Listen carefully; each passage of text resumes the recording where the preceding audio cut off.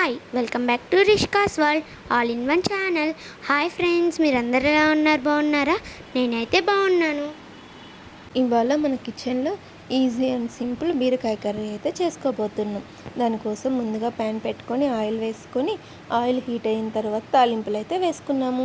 తర్వాత ఒక పెద్ద ఉల్లిపాయను అయితే ఇలా కట్ చేసుకొని వేసుకున్నాం. అలా ఒకసారి కలబెట్టేసేసి మళ్ళీ టమోటాలు అయితే వేసుకున్నాము. 2 పెద్ద టమోటాలు అయితే వేసుకున్నాము. చిన్నవైతే ఒక 3 అలా వేసుకోండి, సరిపోతుంది. ఇప్పుడు ఇందులోనే కొద్దిగా కరివేపాకును అయితే వేసుకుంటున్నాము. దీన్ని అందరినీ బాగా కలుపుకొని మూత పెట్టి మగ్గించుకుందాము.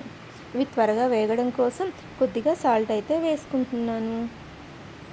మూత పెట్టుకొని ఒక 5 నిమిషాలు అయితే మీడియం ఫ్లేమ్ మీద మధ్య మధ్యలో కలుపుకుంటూ అయితే మగ్గించుకున్నాం. ఇవి 50% వరకు మగ్గిన తరువాత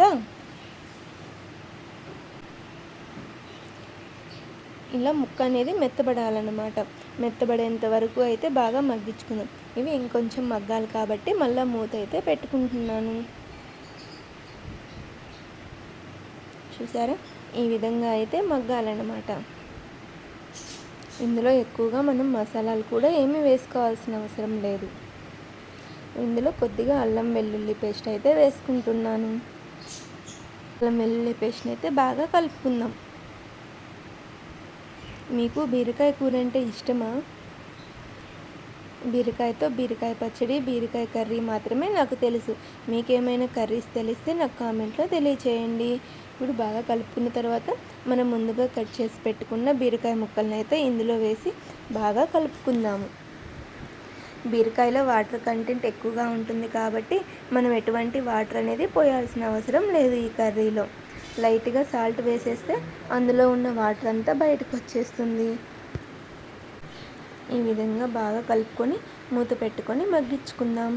ఈలోగా మీకు కనుక మా వీడియో నచ్చినట్లయితే లైక్ చేయండి, షేర్ చేయండి. ఇంకా ఇలాంటి మరిన్ని వీడియోస్ కోసం మా ఛానల్ని సబ్స్క్రైబ్ చేసుకోండి. చూసారా వాటర్ అనేవి ఎలా బయటకు వచ్చాయో? ఇలా బీరకాయ ముక్కంతా బాగా మగ్గేంత వరకు అయితే మనం మధ్య మధ్యలో కలుపుకుంటూ అయితే బీరకాయని కుక్ చేసుకుందాం. ఇందులో నేనైతే ఉప్పు, పసుపు, కారం అయితే వేసుకుంటున్నాను.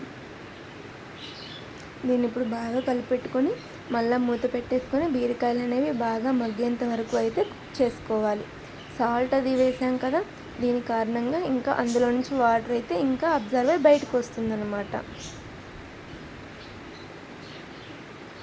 ఈ బీరకాయ కర్రీ రైస్లోకైనా చపాతీలోకైనా చాలా బాగుంటుంది.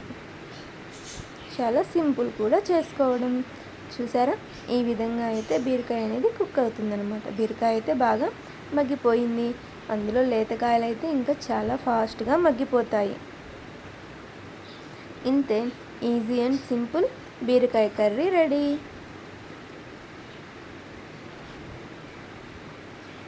మీకు ఎలా అనిపించిందో తప్పకుండా కామెంట్లో తెలియచేయండి. Thanks for watching. Bye friends.